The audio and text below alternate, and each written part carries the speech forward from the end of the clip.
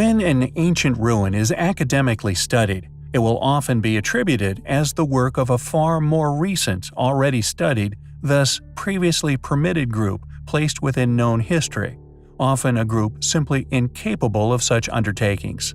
Furthermore, not only do many sites hold evidence of a far older yet far more advanced builder having once been responsible for their construction, but such sites can often share characteristics with ancient ruins found far away, features from a said site also found on another continent on the other side of the globe.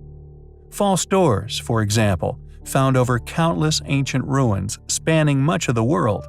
This reoccurrence, along with many other similar signature features, are far from mere coincidence and can only be explained by a past, intercontinental, highly capable lost civilization, as we have postulated in the past in regards to many factors indicative of their megalithic legacy.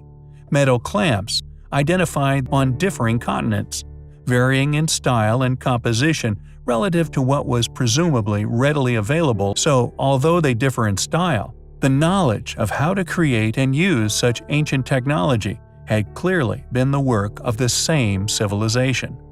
The pyramids of Güímar, for example, are 6 rectangular pyramids you would more than likely have never heard of, and most certainly would not have been taught of their existence by modern mainstream academia.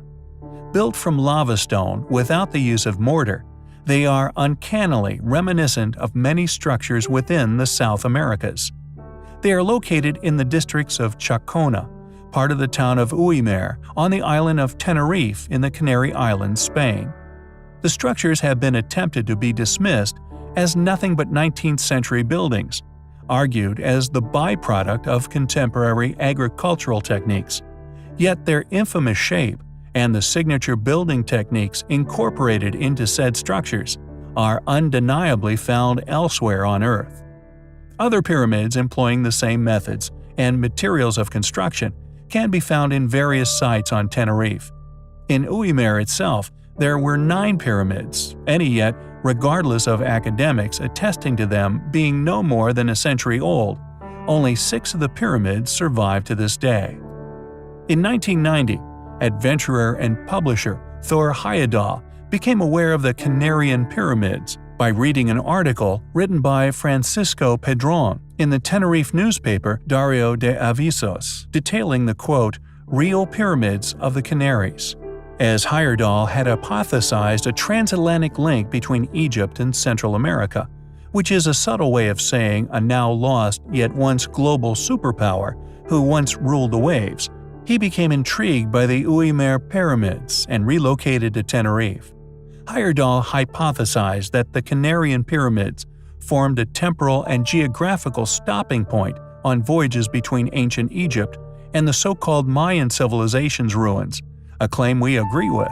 Yet we posit that this contact was not between the Egyptians and Mayans, but was one and the same force, a far older, now lost world-conquering civilization, an ingenious group who not only passed on their wisdom to every corner of the world, but even built in ways we are yet to understand. Unexplainable anomalies litter many ancient ruins to this day. Heyerdahl had predictably initiated a controversy with historians, esoterics, archaeologists, astronomers. Most of mainstream academia staunchly opposed such claims. By suggesting such an hypothesis, which flies in the face of already established paradigms, his research was predictably never pursued further than Heyerdahl personally took it. Yet I feel he succeeded in publishing a ruthlessly honest opinion in regards to the ruins, regardless of what was already apparently established as fact. And along with our research within Bosda caves, and the similarities, differentiations, and other investigative strategies utilized to support such an argument of a now lost world-going super-civilization, we feel the evidence for our case is now all but overwhelming.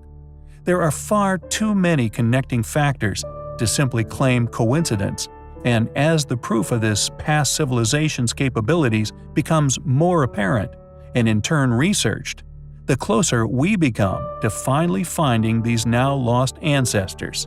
It is a pursuit for the truth, which we find highly compelling.